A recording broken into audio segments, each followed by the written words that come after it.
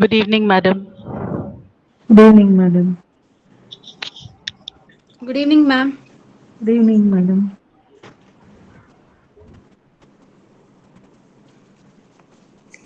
Good evening, ma'am. Good evening, ma'am.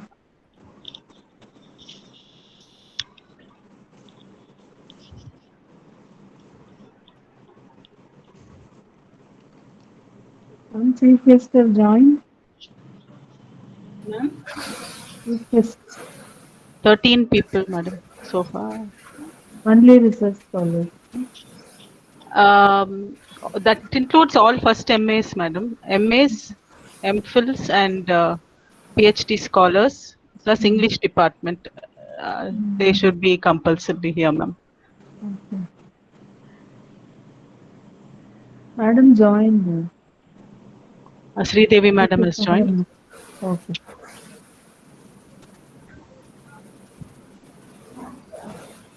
Good evening, Dr. Sridevi. Hi, Preeti. Hi, ma'am. Good evening, madam. Thank you. Thank you very much for accepting our invitation. Thank you, ma'am. Thank you. Good evening, Sridevi, ma'am. Good evening, ma. Good evening.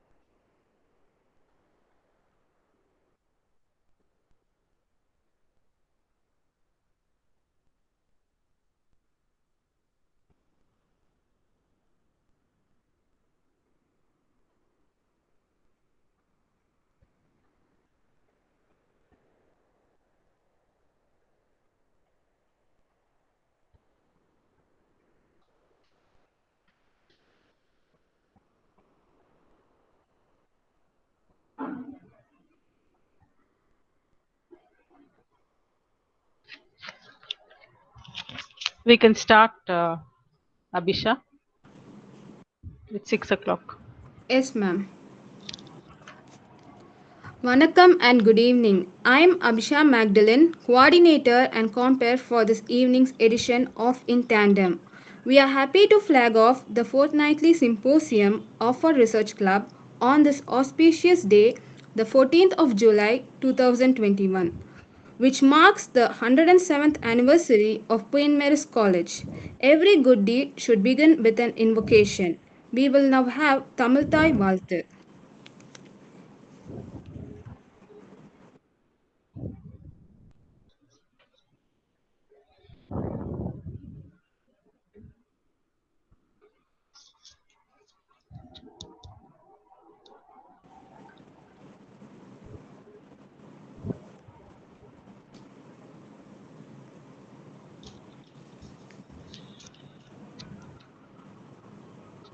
It's not Audio, audible. audio Audible. is not there. Nancy?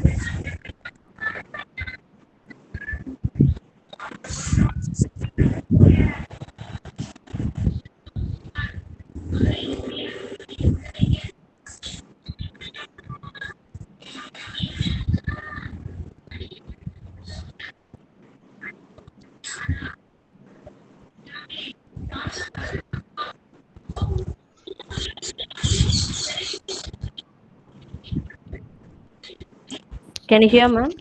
No, I can't. Can I share? If you can stop, I'll try to share from the. Yes, ma'am.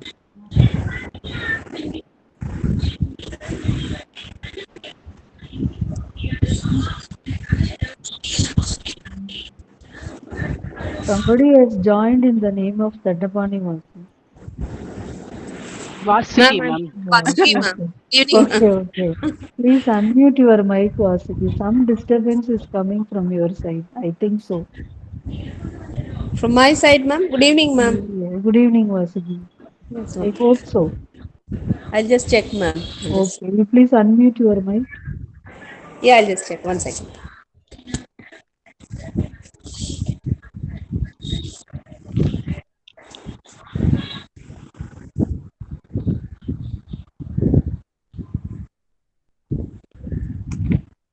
It's okay now, ma'am? No, you have to close your Unmute, mic. mute your mic, That Vasuki. means you can't be Okay. heard. Okay, I'll mute my mic. No problem. Okay. Now it is okay.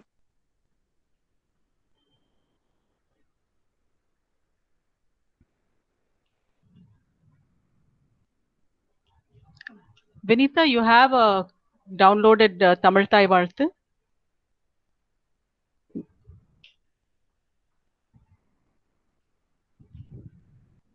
What happened, Anisha? You are not able to share Audible, it. ma'am.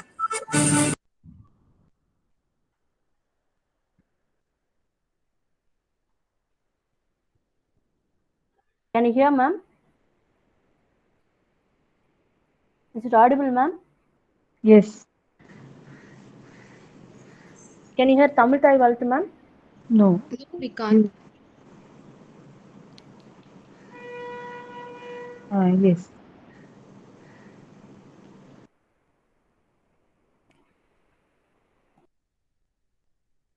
The screen is not shared. Ma'am.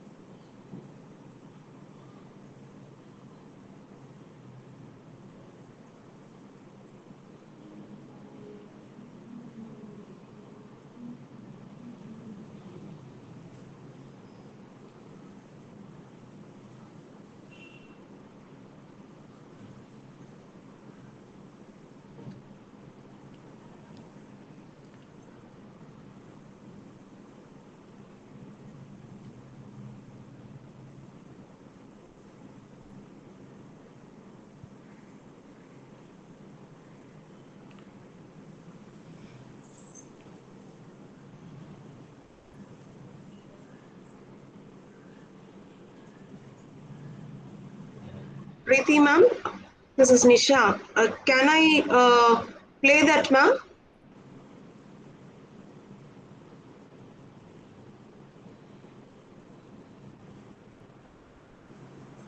Yes, you can.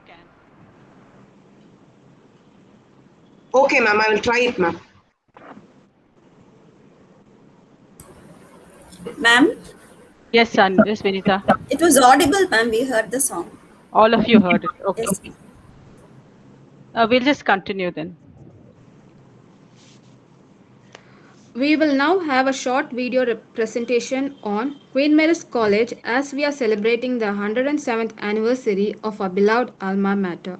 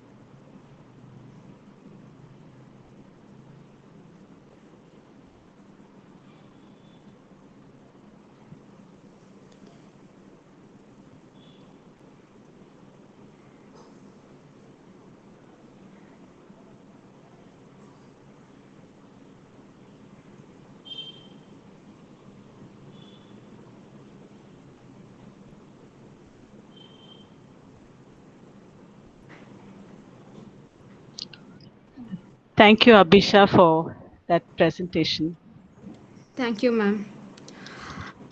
I request Dr. Maria Preeti Srinivasan, Head Department of English, Queen Mary's College, to welcome the dignitaries and the gathering. Good evening. At the outset, let me record my deepest appreciation to our beloved Principal Madam for consenting to be with us this evening, as today is a very busy day for her, and she gave her consent immediately as soon as we approached her. Um, this is an occasion for us at the Department of English to express our gratitude to Madam for the sterling quality of her leadership and the confidence that we as faculty have that we are on the path to progress under her leadership. Madam is a visionary. Uh, her vision and deep sense of commitment informs every action, and she is blessed with wisdom, and she is blessed with foresight. She is a person who contemplates a lot. You can see that she's a very contemplative sort of person, and her decisions are well weighed and considered.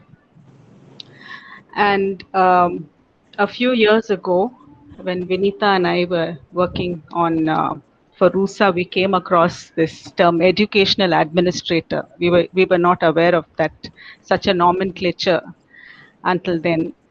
And well, that sums up what Madam is. She's an educational administrator because the field of education requires people of her acumen, of her academic um, strength, ability, as well as her administrative ability, the efficiency with which she functions. Um, See, it's very rare to find a person who is gifted with both subject knowledge as well as the ability to handle what we call this office management, and to handle that with such attention to detail. And I also have found Madam to be a person who listens with her heart, because administrators usually keep matters of heart and head in two separate compartments. But Madam is a person who listens to people with her heart, and at the same time, her love for people and her affection for people does not cloud her judgment. So, Madam, as one who has tasted your love and affection, I would love to say that you are so approachable, and at the same time, you you know, you are aware that you carry a great responsibility and on your shoulders, and you take decisions in the interest of the institution. We are learning a lot from you, Madam. Every day, every interaction with you is a learning experience. Um, and I thank you, Madam, for so graciously consenting to come and for always encouraging us. You have your interest in literature itself is reflected in the way you receive our invitation and the way you participate. Every inaugural address given by Madam is so meaningful, and I would also like to thank our chief guest of the day, our chairperson, Dr. Sridevi, who needs no introduction actually, because she's so well known in Chennai literary circles, academic circles. And my association with her is for more than 20 years. Both of us had the privilege of being Professor C.T. Indra's students, and we were in her research club And if we have a research club today, the whole idea of it came from Professor C.T. Indra. She used to have such a research club, and we used to meet and discuss. And one such person who used to be there in our meetings is with us today, Dr. Srilata, who has retired from Chelamal College. Thank you, madam. It's nice to see you in your window. So we are looking at each other through windows. um, my friends at the Department of English, I have no words to thank you for your encouraging presence. We are friends, and we work as a group of friends, and we have proved time again that teamwork works. So I do thank you so much for being with us today and for turning up for this event and giving me all the encouragement and support that I needed for this. Uh, I thank my colleagues for coming on board this evening. Dear students, first MA students, MPhil scholars, and PhD scholars, full-time and part-time, thank you for coming. And all the discussions that we have had, informally or uh, in small groups is now in an organized structure through in tandem. A small note about why we called ourselves in tandem is because from my experience with fellow researchers, I have learned that we grow together. And I always had this image of us moving in tandem, moving together. There is a saying, about research. There's so many types of research methodology. So in a light-hearted way, they say that one of the research methodologies is the snowball technique. You know, what is the snowball technique? One researcher meets another researcher. They discuss. And then through this discussion, ideas are accumulated in both minds. And then they meet each researcher meets other researchers. And so this gains momentum, and it is a kind of a stone which is gathering moss as it rolls in a way. So this is the kind of snowball technique that I have personally experienced. A lot of ideas come from discussion, and I have grown with people, and we all can testify to that we are not here by some great slate of our own hard work or merit or some extraordinary brilliance. We are here because so many people were there along the way who brought out the best in us. And so I do remember all the people who have played a role in my life, in my career, and that is why we have called this group in tandem. And as you see, Nancy, can you share the image? As you see, this is our logo. We have this tree, and the trunk is a group of people who are supporting the whole structure. We're growing together. I would also like to share at this point that we have made a schedule for the whole year. Can you share the schedule? This is our logo. Yeah, and then our schedule.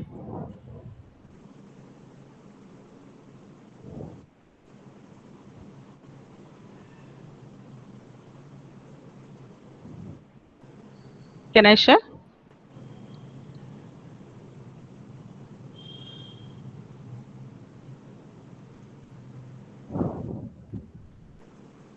Yeah, maximize the screen. So we have made our fortnightly schedule. So as you can see, it is covering a wide range of topics: Adivasi experience, cultural studies, comparative literature, African American writing, disability studies, eco-criticism, writers in exile, the different varieties of feminism, and multiculturalism, prison experiences, refugees, transnational studies, theatre, South Asian literature, Islander literature and culture, all these to name a few. Thank you, Nancy.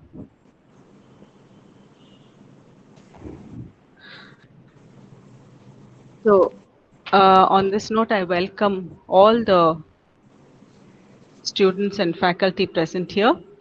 And thank you once again, Madam Principal, for gracing this occasion. Uh, and Dr. Sridevi and other faculty from other colleges who are here, thank you once again. And welcome to In Tandem, the first edition of In Tandem.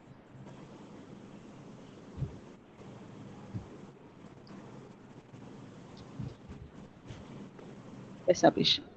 Queen Mary's College is blessed to have a brilliant academician and efficient administrator at the helm of affairs. When Dr. Uma Maheshwari took charge as principal last year, the gates of the college opened wide to welcome her and the corridors reverberated with voices of welcome.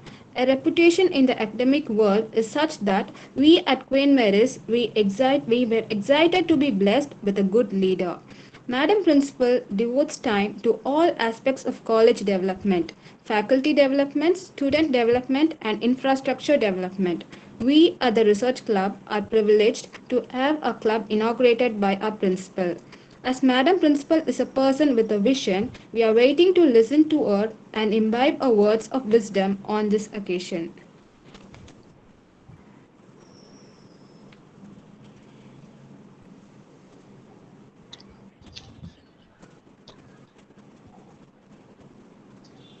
Am I audible, madam? Yes, Madam. Yes, Madam. Okay.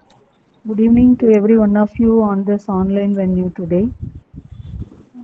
Thank you, Maria Preeti madam and Abhisha for your exaggerating words. I don't know whether I am worth for it or not. Anyway, I feel greatly honored and humbled. Thank you, madam. I approach today's installation and my role as principal of QMC with a sense of both honor and humility. As a lifelong educator and teacher, I am deeply grateful for this opportunity to make a difference in the lives of so many research scholars through the leadership of our college. Being a physics person, I would like to uh, make a quote here. That is, it is a small leap, sorry, it is a small step for me, but it is a great leap for mankind. Neil Armstrong, the first man to set foot on the moon, said it when he landed on the moon. I think those words are relevant as we embark on simple but new programs under the auspices of Research Club because it aims to become a platform for students to get and develop their academic skills and will evolve into a community of people thinking about career in academia. Yes, we are committed to enhancing the college already eminent standing as a place where gifted scholars focus on research, teaching, and mentoring the rising generation to become engaged citizens and tomorrow's leaders in all walks of their life. A love for learning, a longing for discovery, a commitment to pursuing truth and making the world a better place are the research underpinnings of our great college. And I see, I find these abundance here in this great prestigious institution. But at the same time, we are all aware of the challenges facing the higher educational institutions today. That is, declining number of research scholars for foreseeable future. We too are facing the challenges, but we remain confident that unified together we will find ways to not only meet the high expectations we have for ourselves, but exceed those our community and our world have for us. Because if it is not us, then who else can? With resilience and renewal, we can weather the winds of change, buffering the higher educational institutions and the world at large and emerge smarter and stronger. We want to ensure that research and learning are not two separate worlds at TMC. For students getting involved in research, this will be useful. This kind of activities will be very useful for their studies. Later on, they will be able to be employed in elsewhere, may not be even in academia. In this occasion, I thank Dr. Maria Preeti Srinivasan, Head of the Department of English, and her team for organizing such a wonderful event for the benefit of the research scholars. And my sincere thanks to Dr. Sridevi, Principal of CTTE College, Chennai, for accepting our invitation to chair the session. Please do accept my convivial welcome, Madam. Thank you very much, Madam. And I request at this moment all the research scholars present on this online platform to uh, make use of this opportunity and leave your signature in the annals of not only in the annals of your department but also in the annals of our college history. Good luck. Have a great day. Thank you. Thank you so much. Thank you, madam. Thank you, madam. Our chairperson for this evening's symposium is Dr. S. Sridevi, Principal CTT College for Women, Chennai. Dr. Sridevi is a familiar person in literary circles in Chennai city. She has served at CTT College in the Department of English before becoming the principal of the institution. She has guided and is guiding a number of PhD scholars. Apart from several scholarly publications, she has to accredit volumes of poetry which she has published. Her creative writings which have been published are Tamil poetry collections, அடுப்படை கவிதைகள், நான் சைவம், பெண் என்னும் பெருந்தி, Yercaud. English poetry collection, reservations. Translations from Tamil to English. Thirukural Part 1, Values. New Tender Leaves, selections from the poem of Yalini Munusamy. Apart from research papers, she has published several books. Communication skills, Nivedita Publishers 2010. Think English, Talk English, Think Confident, Be Confident. Tamarai Publications 2008. Saivism, Hinduism, a graded course books 1 to 8. Co-author Dr. Meenakshi Hariharan, publishing consultant Dr. C.T. Indra, International Book House Private Limited, first published 2009, reprint 2011. Critical essays, Nivedita Publishers 2010. An Introduction to Western Civilization, a Student's Guide, Muran Publishers 2016. Plato, translated into Tamil, Muran Publishers 2017. Communicative English for Engineers for BE, BTech students, Choral Publishers, co-author Sri Vidya Ramaswamy 2018. Political Philosophy, a Student's Guide, Part 1, Muran Publishers 2019. Political Philosophy, a Student's Guide, Part 2, Muran Publishers 2019. Dr. Sridevi is the most appropriate person to play the role of chairperson for a symposium of this nature because she is friendly and approachable. She is known for mentoring students. We are so privileged to have you, madam. I now request our chairperson, Dr. S. Sridevi, to make opening remarks about the theme of today's symposium. Thank you, Abhisha. Thank you, ma'am. Thank you, Maria Preeti, Dr. Maria Preeti Srinivasan, my friend. It's a beautiful idea, exciting together, in tandem. I'm sure this is the beginning of a rich research culture in the college. I thank Madam Principal for the kind words she had for me and the warm welcome she gave me. As a fellow colleague, I can understand how busy her day must have been, and in spite of that, she has joined this research meeting. And on behalf of all the researchers in Chennai, I sincerely thank Madam Principal for being with us. I thank Thank you, madam. the Department of English, Queen Mary's College, for getting me involved in this very exciting intellectual pursuit. Uh, this is something remarkable because there is an add-on feature here, especially that we're talking about life writing, which is actually a record of social history. I noticed that all of us are also women. So if you had recorded this meeting, this itself might become a life writing. Because now women have come out of their domestic space, and we have engaged in an intellectual activity in the early evening, and we have properly made use of the COVID-19 situation, I would say.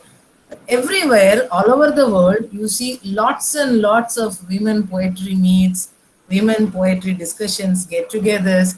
There is a great revival of women's literature. This is an area which we have to probably think about and do research about. This last year, from March last year, number of publications in Kindle, in PDF formats have been coming around, and women have just started writing and speaking. Every other day, I get an invitation to be part of some GMeet discussion or the other, especially creative poetry. Poetry reading sessions are abundant now. This is the time for a woman writer, I would say. Unfortunately, there is a COVID-19 outside, raging outside, a pandemic outside, but it has brought in opportunities like anything for women to express their ideas. Their voices are now loud and clear. So it is very apt to talk about life writing, narratives, the voices of the unheard, and I think today Nancy is going to talk about Juthan. So all these aspects are there. I thought I would just speak for 2 minutes about identity. Why are we talking about life writing now in the 20th and the 21st centuries? What is happening to us? How are we understanding life? What are we researching about? Why are we shifting from literature gradually into life writing? Realism, reality, representation of life without any artifacts. So these are serious questions that I would like to ponder about in the next 1 or 2 minutes. First of all, would life writing been possible in an autocratic or a monarchic situation? Would the political framework have given the space for a voice that is silenced to talk about itself? And would it have been possible for even these oral traditions, could they have even entered the mainstream? So life writing actually existed, if I can make a statement like that. When you take folk literature, when you take oral literatures, if you come down south to see, I'm from Kanyakumari, we have this Villupattu. And Villupattu is full of life writings. It will talk about somebody's life that has happened, and that will tell the story which is not written about in the mainstream. So though the definition of life writing normally is non-fiction, actually a lot of fiction itself is not brought into the mainstream, and actually we can't even consider them as life writings. They are the stories of the marginalized. So in a monarchic setup or an autocratic setup, this part of the human consciousness, human expression, probably did not have the space. Now with democracy, we have the concept of republic. We have the word nation that is in the theme itself, nation. So we, by default, have started narrating the nation. Because in a nation, every voice becomes important. Every citizen becomes important. The commoner becomes important. From the Western political perspective, we can say the whole thing started just around the French Revolution. We can say that. But in the Indian scenario, I think we always had a parallel culture. We always had a parallel culture. There is a lovely writer in another meeting somewhere I was talking about him, Su Venkadesan, his famous novel, Kaval Kotam and Velpari. These novels talk about the silenced voices that were very strong in the local cultures, in the oral traditions, in the short stories that were never written down. So we, as researchers, when we start the history of say equality, fraternity, and these concepts like that, when we start them from say 18th century, we are looking at it only from a Western perspective.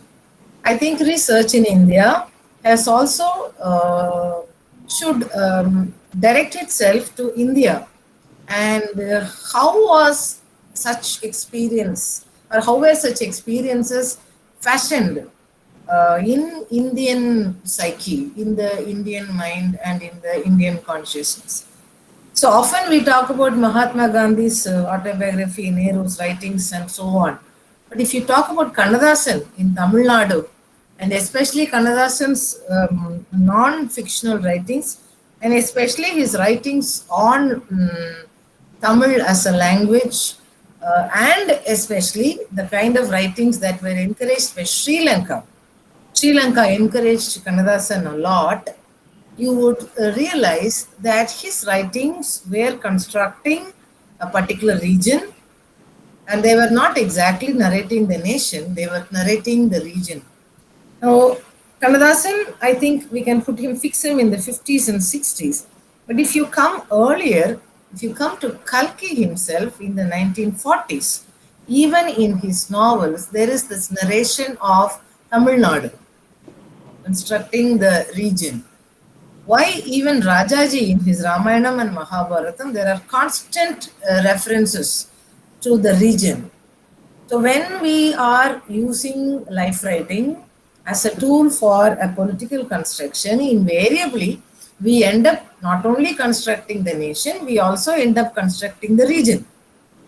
And we have a tendency to take up all that we have written and we interpret it from a political perspective. Now, that would be my final question. I'm going to end with that question. If we are going to take up life writing as a piece of subjectivity that contains the raw, naked truths of reality as perceived by someone who belongs to a particular location, it can be a race, it can be a caste, it can be a culture, it can be anything, then how are we going to look at literature? Or how are we going to look at philosophy? Because philosophy is equally subjective, literature is equally subjective. So how are we going to draw the lines between life writing, fiction, and philosophy? So these are questions I think in future we can think about and probably arrive at these nuances of differences. In the course of research, I'm sure youngsters are here listening to me, when they're taking up topics, instead of blindly going by the definition given by the already existing structures, this is life writing, this is fiction, this is philosophy, I think we should also start questioning where the borders are colliding. Philosophy has a lot of subjectivity. Take up Kant or Bhagavad Gita. There is a lot of racial commentary there, which is almost like life writing, which is carrying a social history. So with that, I end my brief discussion. Can I call for Nancy or shall I wait for Abhisha? Thank you, madam, for the insights you have given. So I can call for Nancy? Yes, ma'am. Yeah, thank you. We have Nancy Diana Salome with us. Yes, ma'am. I'm here, ma'am. You here? Good evening, teachers. Yeah. Yes, ma'am. Good I'm here. evening, Nancy. You are presenting a paper on Dalit autobiography written by Om Prakash Valmiki, right? Yes, You've ma'am. been a student of QMC from UG to MPhil. That's what Yes, Dr. Preeti tells me. And you are researching in life yes. writings. Very good. Congratulations, Thank you. contemporary field. And you are now a full-time PhD scholar with the Department of English, PMC. So congratulations for choosing this very, very interesting topic, the political aspect of human writing. And I request you to begin presenting your paper. Yes, ma'am. Thank you, Thank ma'am.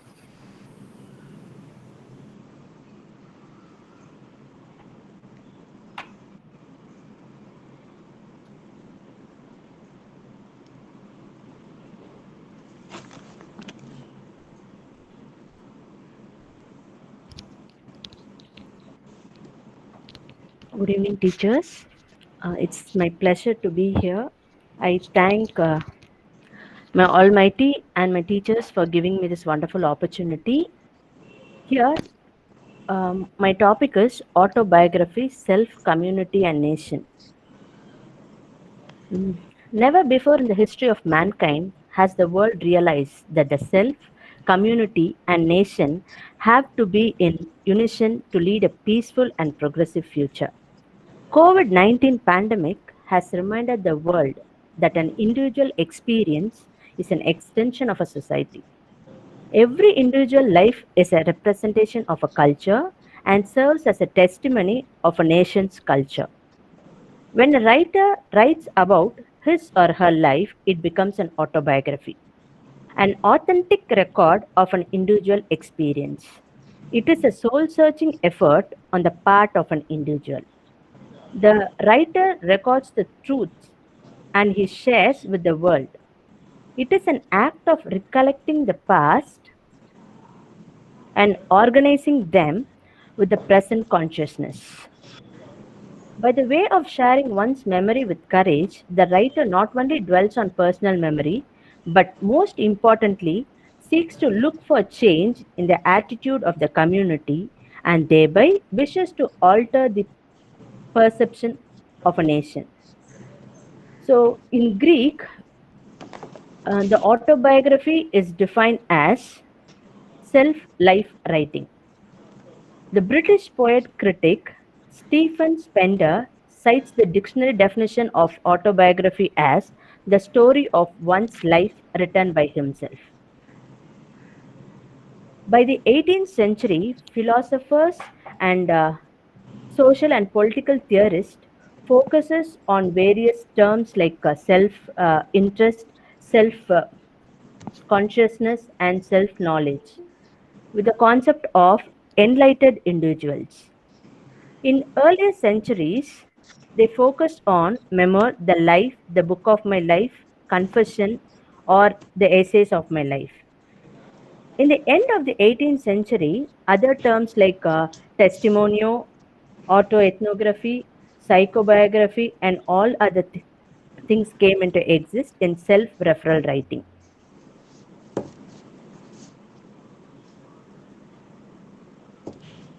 There are various aspects in autobiography. The important key elements are memory, experience, identity, embodiment, and agency. Memory. When it comes to memory, the writer of the autobiography depends on access to memory to tell the narration of the past and to situate the present situation present within the experiential history. Memory acts as a source and authenticator of autobiographies.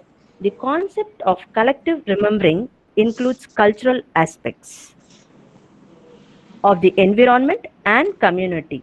When it comes to experience, it is the process of events which a person undergoes in everyday life. And when it comes to identity, as ma'am said, all are important.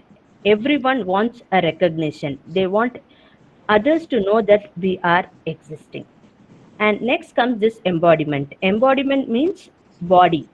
Body is the textual surface upon which a person's life is inscribed.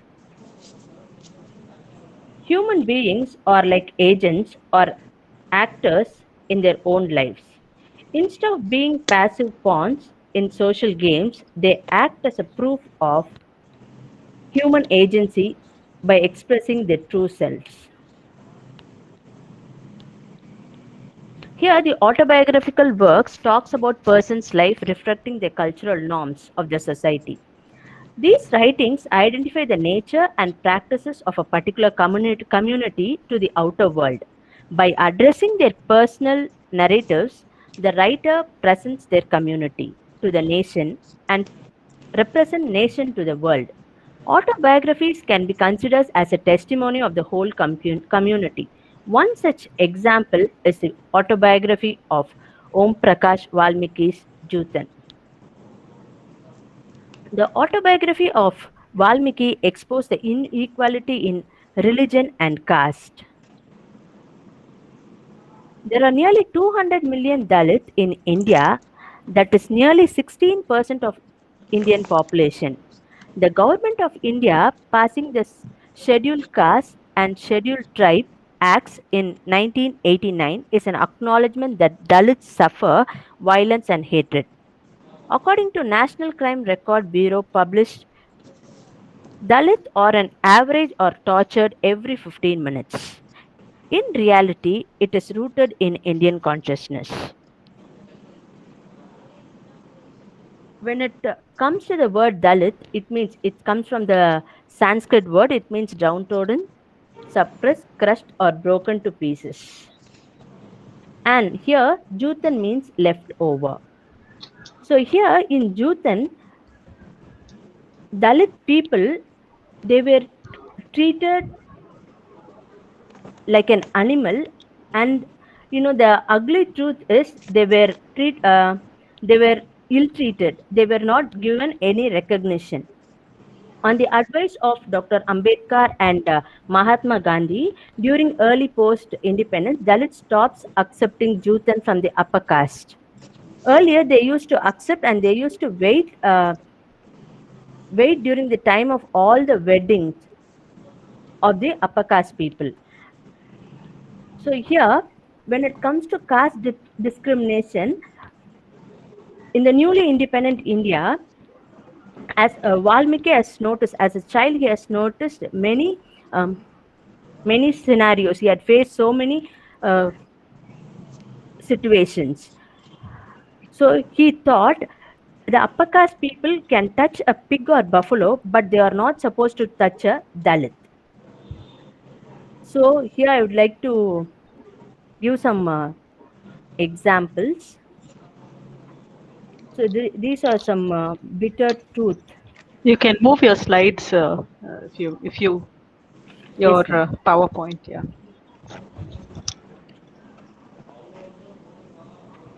So here,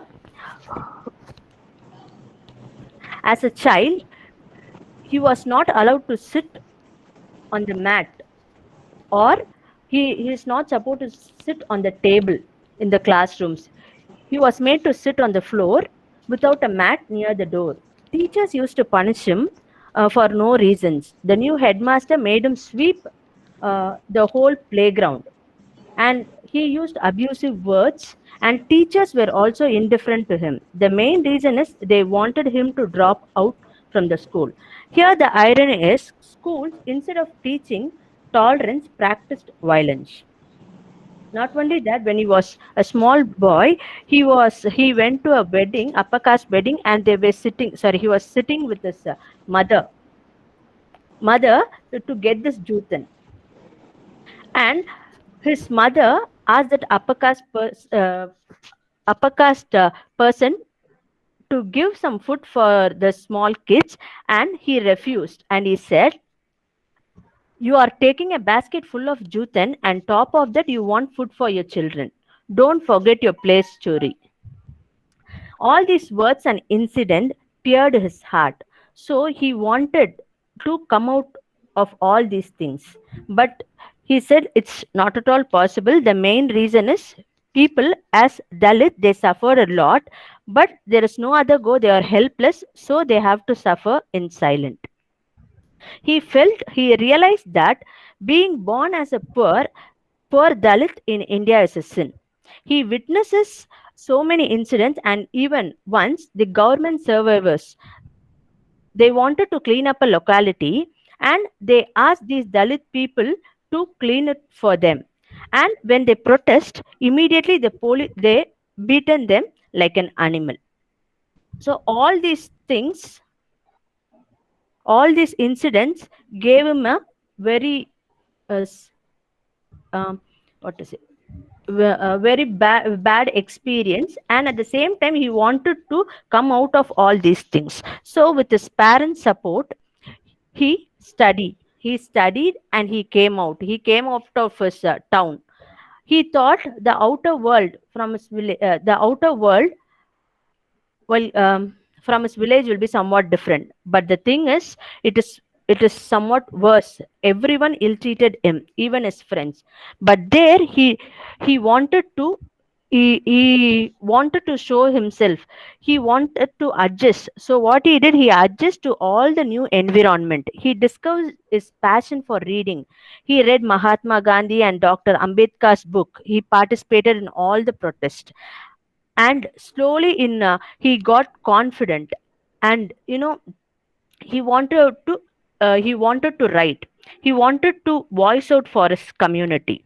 And even once when he visited a upper caste person's house, like with his friend, the host, Mrs. Kulkari, she gave him gave his friend a cup of coffee in a different cup because of the caste. He felt like a fountain of lava erupt. And not only that, his girlfriend left him after knowing that he was a Dalit. So from his childhood, everywhere, wherever he went, he faced discrimination. So here it is not only for him. This discrimination is not reflecting only Om Prakash. It's it's happening for everyone in their community. Some of them felt so inferior, so they don't want to show their identity. So even some Dalit were against these Dalit people. And the main thing is Valmiki, his wife refused to use his surname. The reason is, people won't respect. So she used a family name. So here, wherever they went, they were not in a position to voice out. So here he said, what I wish is I would like to have an identity in the society. Even before knowing a person, the first question that Indian often ask a stranger about is a caste.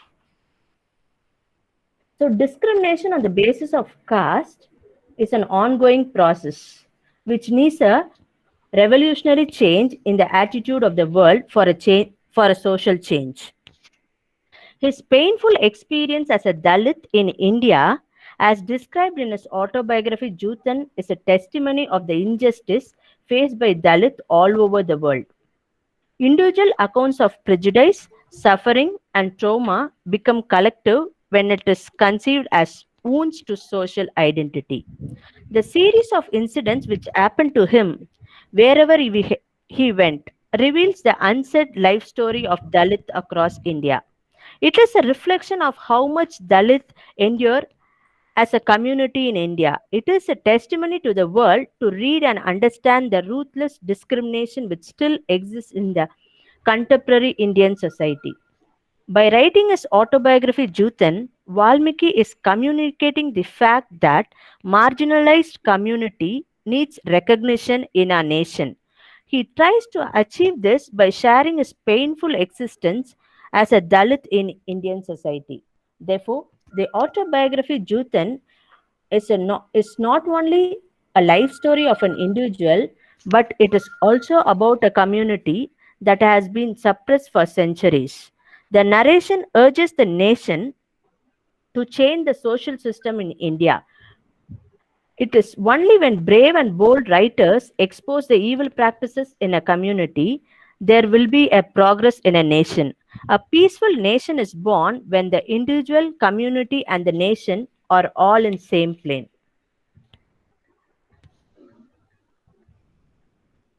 Thank you.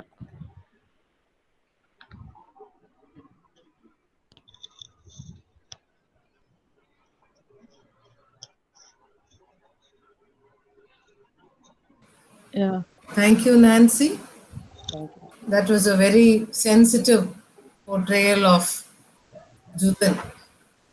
You seem to have identified yourself with the character, and we could sense your empathy or probably even sympathy. Uh, so, anybody having any questions or? I just want to make some remarks. Sridevi Madam, if I'm right, Dalit, the word doesn't come from Sanskrit. Sanskrit, it's Marathi word, that word Yeah. broken. So that was wrong, Nancy. You have to correct that. Okay, ma'am. Okay. So Dalit, the word broken comes from Sanskrit. And when I was listening to you, I also remembered, I read Jutan long ago. He got a government job. You remember? Yes, ma'am. And because he's had this surname Valmiki, which is an upper caste surname, he was taken for an upper caste person. And then when people realized his actual identity, he was shunned. All that is there in the book, isn't it? Yes, ma'am. So that brought to mind another book about the reservation policy and how it, while it gives opportunity to people in terms of job, still the social stigma is there. And the one book that connects with Jutan is Government Brahmana, Arvind Malagatti's Government Brahmana. So this is Arvind Malagatti is a Kannada poet, and similar experiences. His girlfriend leaves him in Government Brahmana. He uses the term Government Brahmana because in Karnataka it is used sarcastically for the scheduled caste people, because they are getting opportunities through reservation. So he has used that title. And then in his life writing, he talks about how he befriended an upper caste girl and he was in love with her. And then when she got a good proposal for marriage, she left him. And then also about experiences at the workplace and things like that. So this is just some information for other research scholars. If you're thinking of connecting Dalit experience, Jutan and this Arvind Malagatti's book have a lot in common. And about this eating leftovers, being given leftovers. Yes. And in that Arvind Malagatti's book, the leftovers are the hides of animal. So after what is taken for the leather industry, these people get to, I don't want to go into all that. So there again, it's about, and there's, I think, a book title, Life's Leftovers, if I'm right. Anyhow, we have so many other, very reputed academicians here. May I request you also to pitch in? Actually, Preeti, when she's talking about Dalit and Sanskrit, all North Indian languages can be traced to Sanskrit, right? So probably we can relate all these words to Sanskrit, isn't it? I wouldn't know, madam. So I'm not.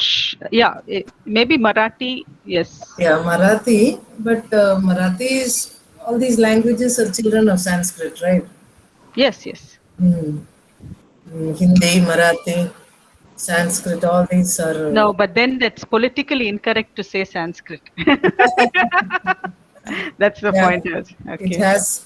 Yeah, because it came from that Dalit Panther movement, in Maharashtra. Right. But what she can do a little bit of reference and put those references in the bracket. to prove that this word has actually originated from some other language. Yes, ma'am. That also is part of the work, right?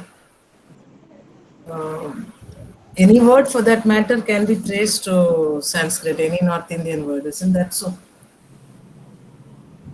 Keeping the socio-linguistics part of it outside, studying the word as an individual entity, if it is carrying a history, that history can definitely be traced back, right? Dalit movement, Dalit literature. I think we can think about it. I'm sure there are research papers on that. I only have one question, Nancy. Um, when you are researching into a particular writer, you definitely tend to get very emotionally involved with whatever you are reading, right? Yeah. Uh, but um, but research, I think, should also find out the other side of the story.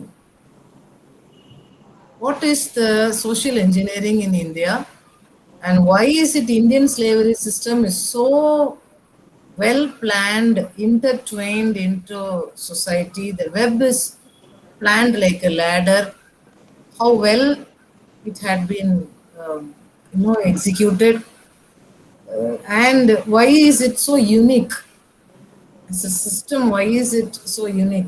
So when you are dealing with life writing, especially with Juten, I think we have to do a lot of reading on sociology. It will by default bring in sociology. How many thousands of years have we been practicing this varnashrama, and what is the basis of varnashrama? Without that, I don't think you can handle the text as an autonomous unit here. Am I right, Dr. Preeti?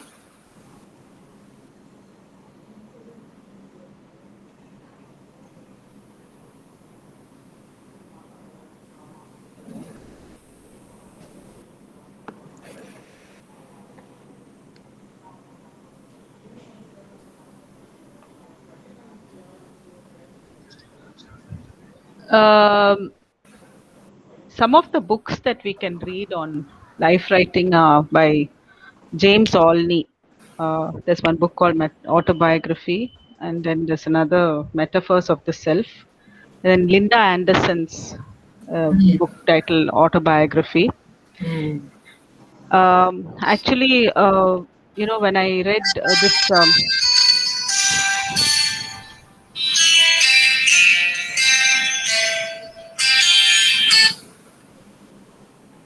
James Olney is probably one of the early theorists on autobiography, and so it's Western orientation. So, as Sridevi Madam was pointing out, we need not go by the Western canon, but in that introduction, he says that autobiography is the least literary.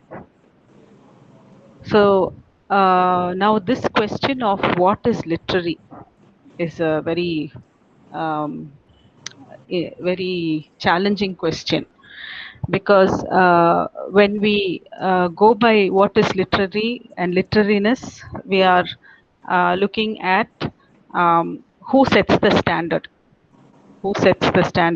standard for what is literary. Okay, so from which canon does it come? And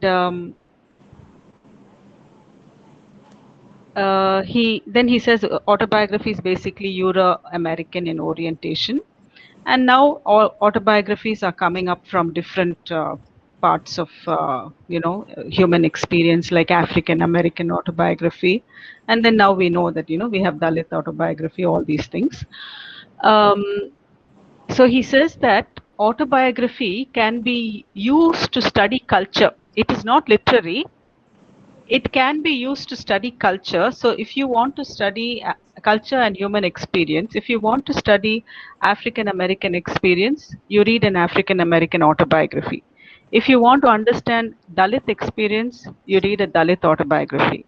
If you want to understand Latin American experience, You read some testimonials. So slave narratives, testimonials, all these come from these kind of experiences.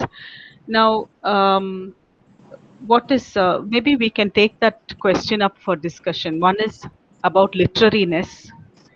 Another question is how life writing foregrounds difference. No, when you write your life story, hey, I'm different. My experience is different. I come from a different background. So this is assertion of self. That's why we had this topic: self, community, and nation. Then also, what is nation? No, especially indigenous people, they I'm sorry if I bring up Australian Aboriginal. If you look at the map of Australia, you have one is the geographical map, and you have also the map of the indigenous peoples. It's very different. You have so every language has its own little area, and every ethnic group, every uh, tribe, they call themselves a nation. So you have the Wudjadi nation. So the Wudjadi tribe, they call themselves. I belong to the Wudjadi nation, and then the I belong to the Eora nation. So nation is not necessarily what is in the UN charter. Okay, what is recognized by the UN as a nation, and what then the idea of nation that people have even in our country. Take the Northeast, for example. All right. You will find when you go travel Northeast, they will refer to other states as, India. They have come from India. They have come from Hindustan.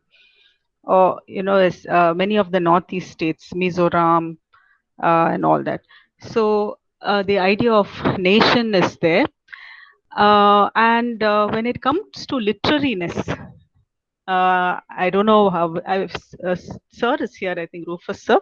So if you'd like to take up this question of the aesthetic and the political, because I feel no, once we moved into the post-colonial dispensation, we have this constant debate about whether we are into literary studies, whether we are into area studies. Okay, if we are doing India studies or we are doing Indian writing. So even in the syllabus, you have this reflected. So we have our chairperson and all our professors here and Srilata madam. You can all enlighten our scholars on these issues, madam.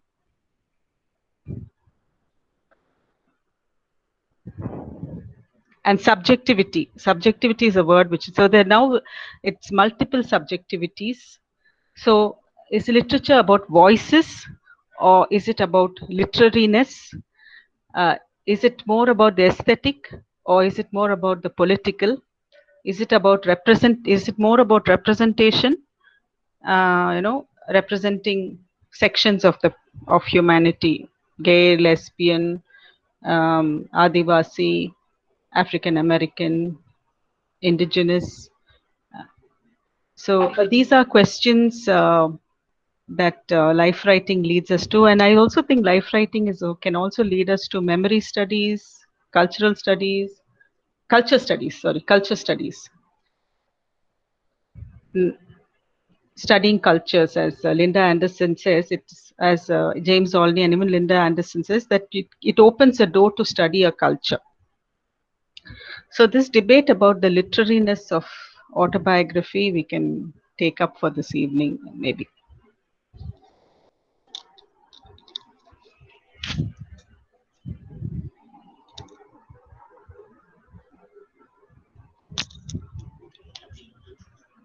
Sridevi ma'am, you have something to say? If you're taking up the question of literariness, then we have to deal with fantasy. Because what is literature and why are we talking about fantasy and imagination when we deal with a concept called literature. And current research, I think, for the past 2 decades, research has been on identity. Naturally, cultural studies and anthropology and sociology and all the other areas have dominated literature. Right today, nobody writes about the metaphors or images or similes or assonance or we look down on such researches because there's nothing much to say. Because it is difficult to say, rather you don't know. See, we do talk about canon, academic canons and other stuff, but if you take a film song, if you take the area of film songs, definitely people, most of the people end up liking certain songs. And we research probably has not succeeded in defining why these songs are like. Is it for the element of fantasy and imagination that are there in these songs, that they have this healing effect? Or what exactly is literariness? And another thing is, to be very frank and honest, students don't enjoy these autobiographies as they would enjoy a novel or a canonized text.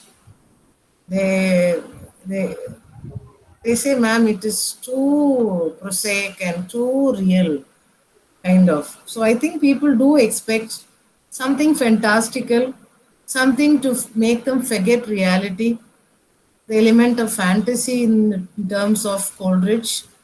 These are only my personal opinions. But the ultimately, end of the day, when somebody has worked on a particular identity for 5 6 years in research, and then we take up a poem, and how are we going to tackle actual literature and the kind of research that we do? There is a lot of gap between what we do as research and what we consider as literature.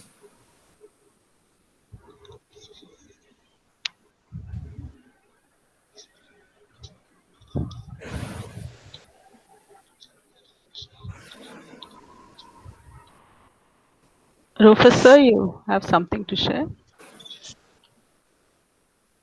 Yes, ma'am. Really appreciative of her work that she has done, and uh, Dr. Sridevi has said, I would like to agree with her, where the sociological aspect also should come into play as much as the psychological aspect also, because it is autobiographical. And this apart, she gave a wonderful line that says, seeks to look for change in the attitude of the community and wishes to alter the perception of the nation. Right? Nation would be a very broad term. Society in general, right? Society in specific. So, and how far does memory act as an authenticator of autobiographies? That is a question, because Nancy has used this term there. Memory acts as a source and authenticator of autobiographies. I would just like to give one book for her reference. It is called Autobiographical Memory. This is a very uh, seminal book, in the sense it was one of the pioneering books on autobiographical memory. It was published way back in 1986, if I'm right. All these books came up later. So it's by David Rubin, Rubin, where he talks about all these nuances, the sociological, the psychological, and the anthropological also. And coming to that point that you have raised, a very valid point, and the political, sometimes the personal becomes, in theory we say, the personal becomes the political. So obviously the gap can be bridged as long as she justifies it. So a very good topic. I'm really appreciative of Dr. Preeti for coming up with this wonderful initiative in tandem, something that even we at Madras Christian College don't have. So a wonderful initiative, ma'am. Hats off to you and to everyone involved in this wonderful initiative. Nancy, all the best to you. Doing your, you're going in the right direction, right? All the best.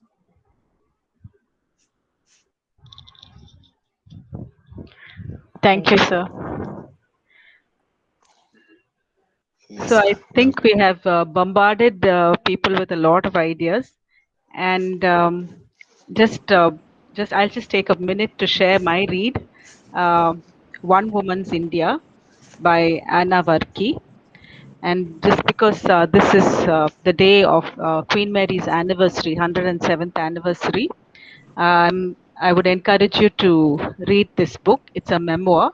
And what I learned from this book was, she's written this book at the age of 96. Okay. When this book was published, she was 96. So she was 94 when she wrote it. And there's this book by Natalie Goldberg, Writing Down the Bones. So in that she talks about process writing and product writing. So process writing is keep writing. Keep writing as thoughts come to you. Don't have any, you're not writing a novel or a autobiography in particular. And this Anna Varki, she says, the preface that her memory has faded on some issues, and she's done a lot of journalistic writing, and she drew on what she had written. She drew on all the articles that she had published, and her family also drew on it, and these her memoirs were compiled. So this is a beautiful book in which she shares her experience of studying at Queen Mary's College, and in this book chronicles her life, and the title is very nice: One Woman's India, from the Gandhian era to the cyber age.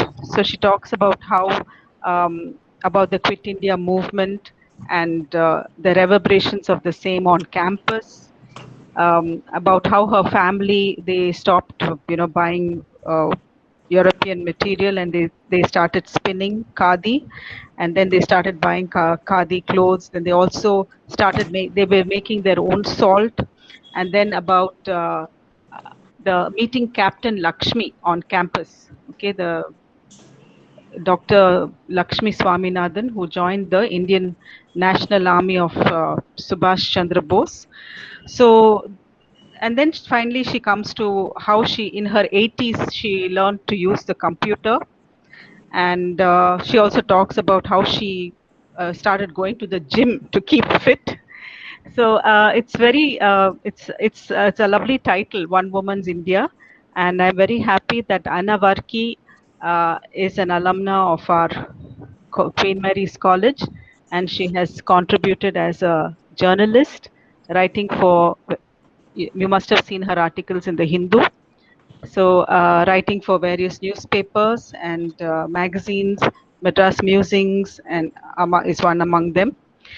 So I'd like to share my uh, read during this period where we were gearing up for this discussion. So I think we can hand it over to Abhisha, who will lead Yes, us ma'am. to the conclusion of this event. Yes. We had an interesting discussion, plenty of food for thought. We are nearing dinner time and food must be waiting for you. It's time for us to say goodbye. We'll meet again after a fortnight. The topic for our next symposium is Adivasi Experience in Literature and Literary Studies. It will be held on 29th July at the same time, 6 p.m. Do stay with us on this journey of learning. We'll now have the national anthem.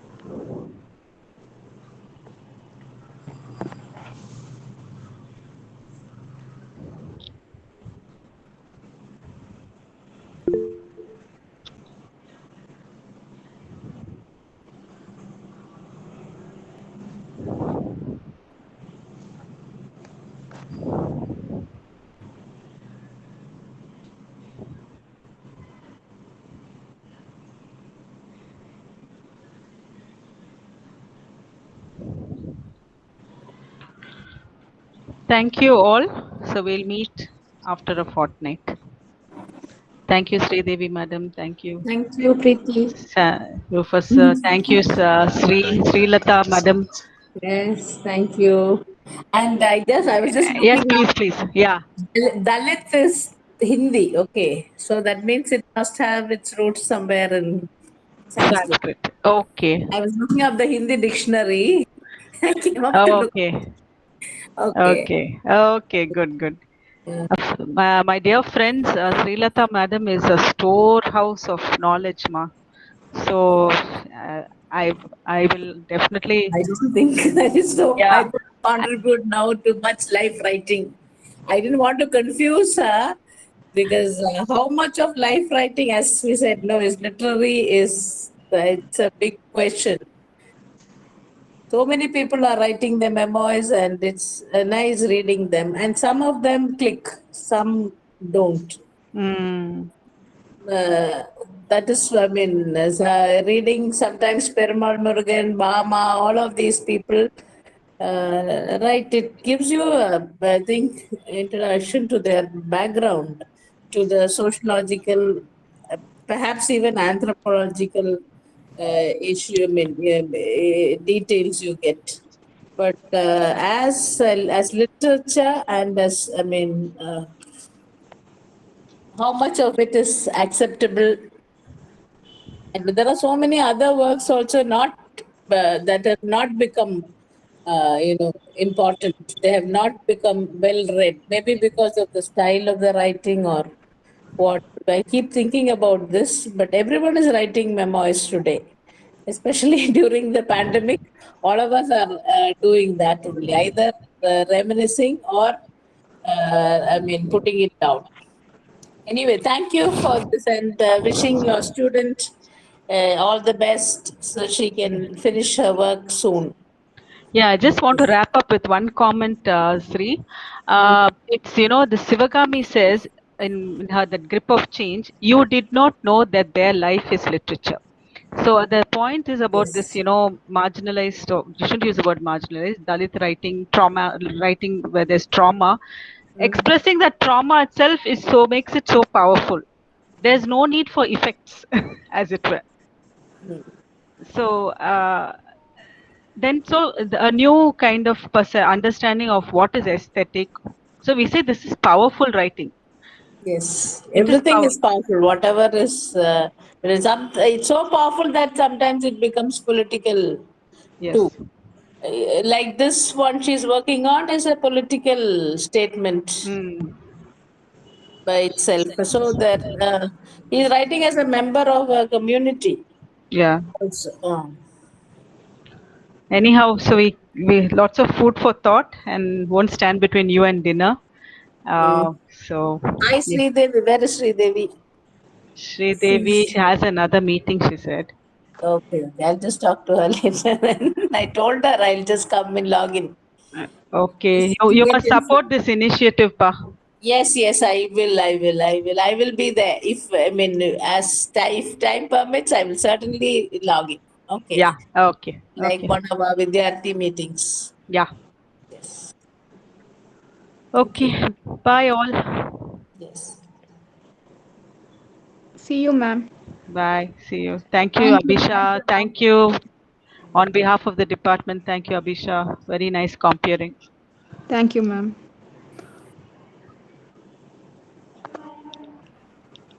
Thank you, ma'am. Thank you, everybody. Thank you. Thank you. Bye. Thank you, ma'am. Bye, ma'am. Thank you, ma'am.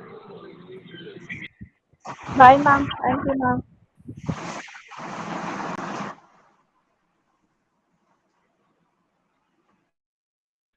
Thank you, ma'am.